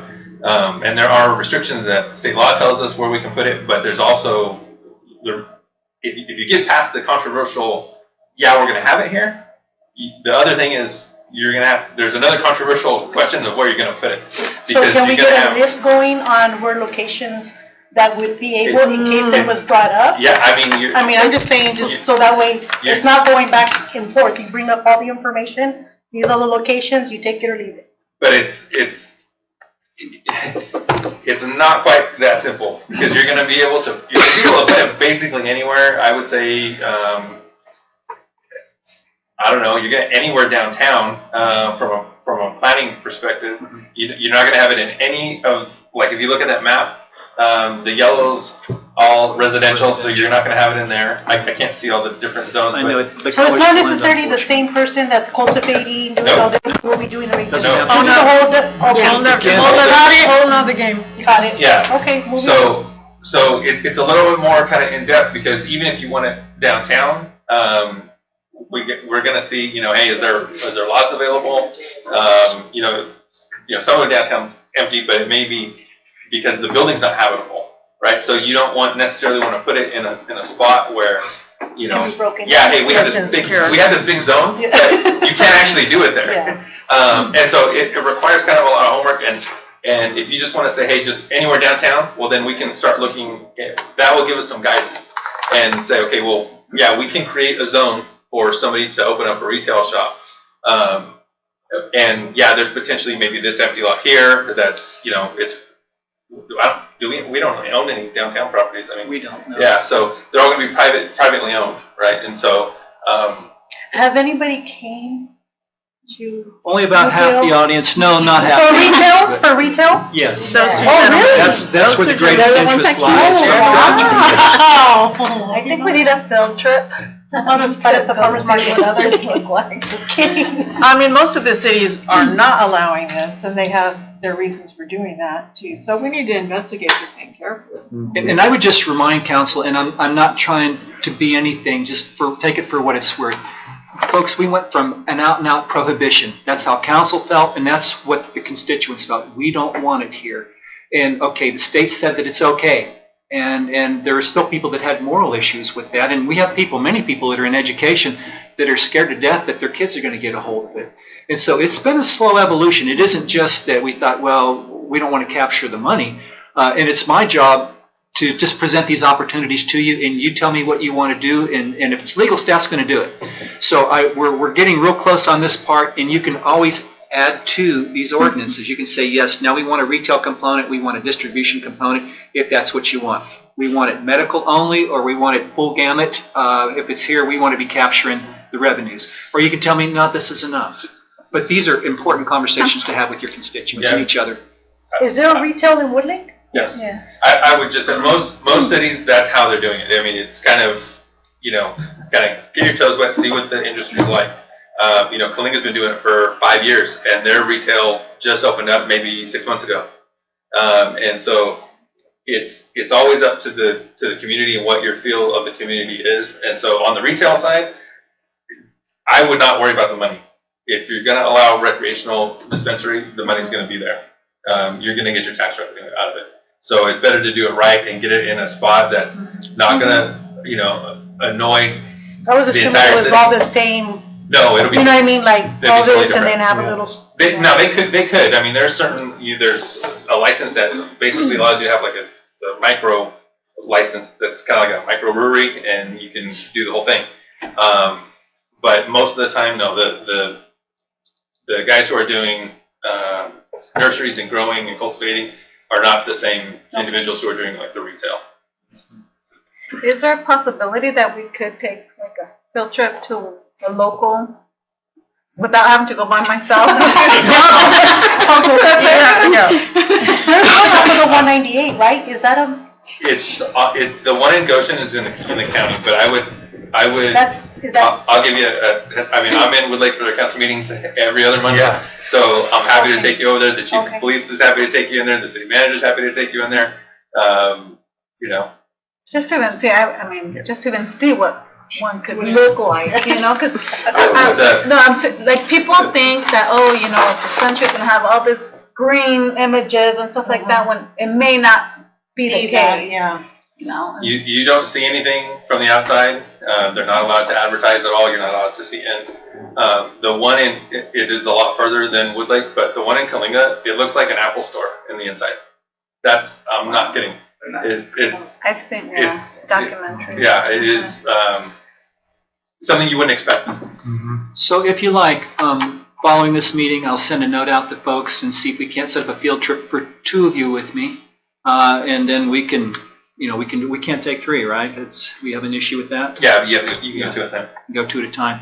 So we'll set something up and figure out what your schedules are, and we'll visit it. But what I think I'm hearing right now is to continue on the course that we're on, and we'll get this before council and get it reviewed. It'll be a public hearing, so the public will be able to weigh in on what we're doing right now. We've got to notice it in the paper and et cetera, and see where it goes. Yeah. Thank you. I know it's complicated. I know it's controversial. I appreciate your patience. Thank you, Bill. Okay, item 8, budget amendment, action item, Mike Camarena. We need to make an amendment on the Water Enterprise Fund capital projects. Thank you, Mayor Kimball and Council. So I'm going to bring up a couple of pages here, actually page 17.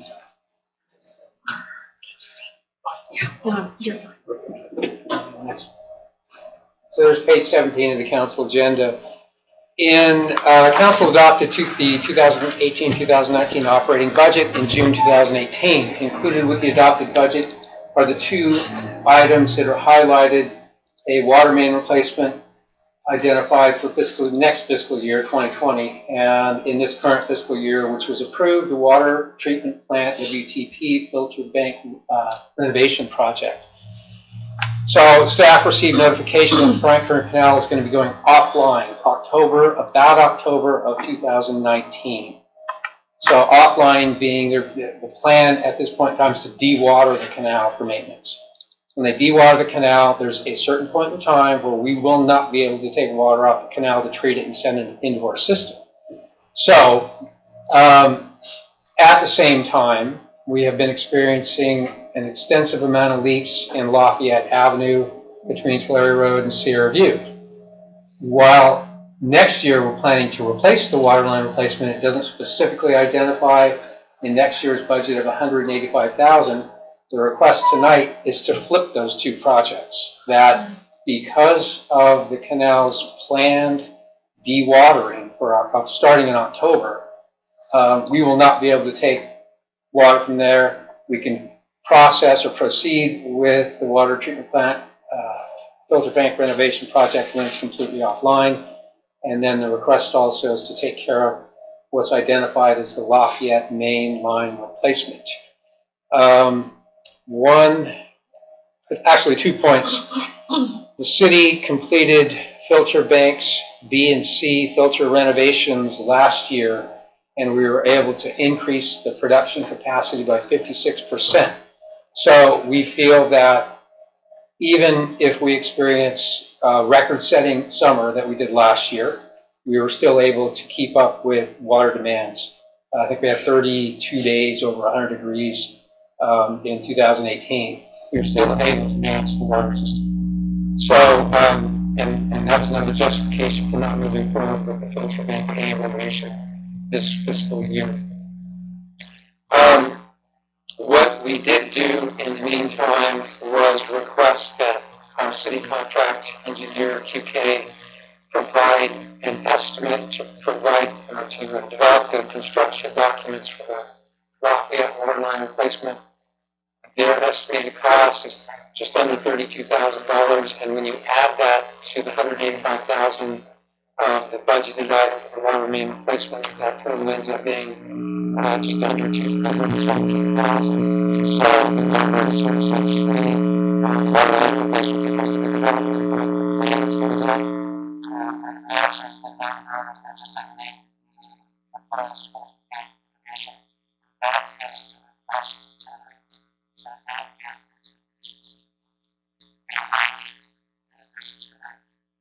what exactly are the leaks about the deterioration?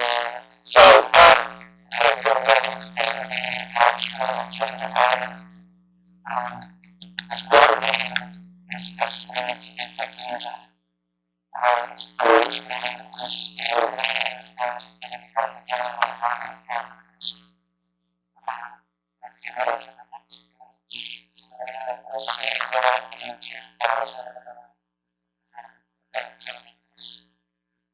This exhibit was included in a water feasibility study that looked at identifying leak main lines and the water system, specifically related to power plants. And I think that's why it never appealed. So it was already there's no identification of leak in our system. So the replacement was planned. Answer the question why age and size are two things and decided whether or not need to replace with the parts or the systems which is what we did with the rural projects. And how much of that? The rural avenue project,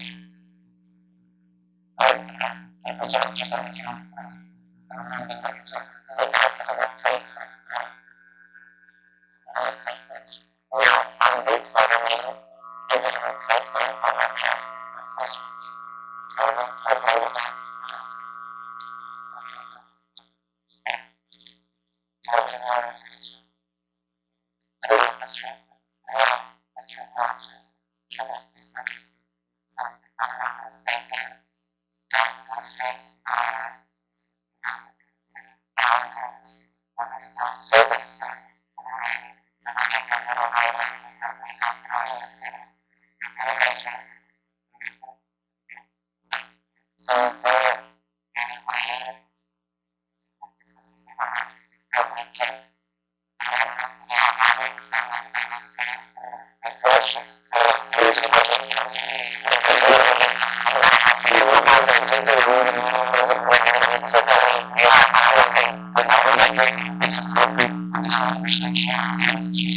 by annexing or replacing pipe is not their jurisdiction. You have Lindsay's California Irrigation District providing water allocation that was not applicable.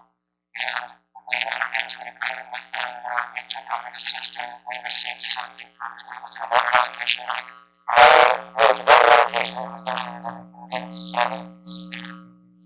and we have responsibility for providing Retired. Annexation, it's a question that has come up before for that area, and staff, during my tenure, we've talked with the county about it in particular. To simply annex it, you've got septic tanks out there that need to be replaced. You don't have a sewer system out there. You don't have curbs and gutters and sidewalks. You don't have, so if we simply were to annex it, our residents would be on the hook for it. And so we talk to the county about, folks, we're interested because they are part of Lindsay, but the county, you've been generating revenues from property taxes and so forth. We need you to invest to bring this up to city standard, and then staff would bring it to council to see if you wanted to annex it. But it's a non-starter if our residents would have to pay to improve that area. So you know that, like, is that something to talk to Kyler about? Sure. Can you tell me more? I know, I mean. The county's got money, a lot more than we do. I know. There's a way, I know that, like, the last time we spoke.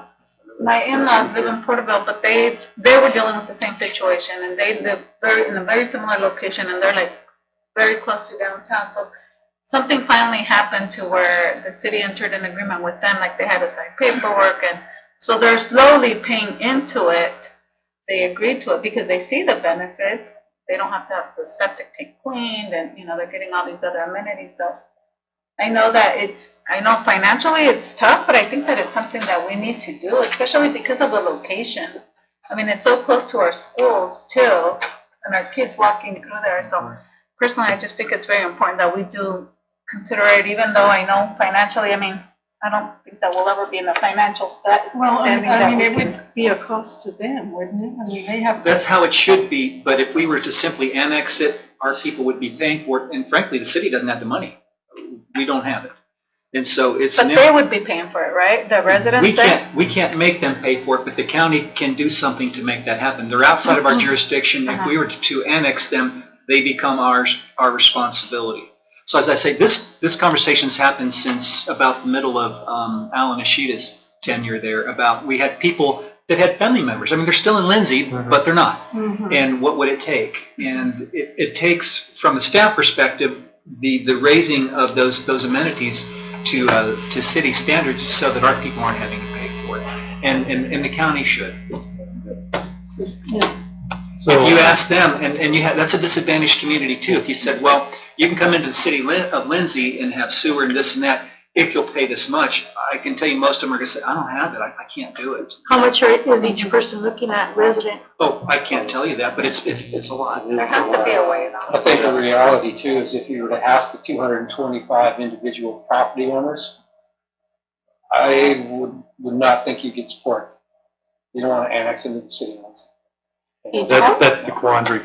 And Most of them are happy the big just the way concern they are. is that their septics will fail. Yeah. We've had this conversation with Plainview when the county was trying to get us to take Plainview into our realm, and we brought up Pagemore at that time. It's not so different. It's not so different, but our septics aren't failing yet. Sooner or later they will, and they're going to have the county's going to have a big problem on their hands.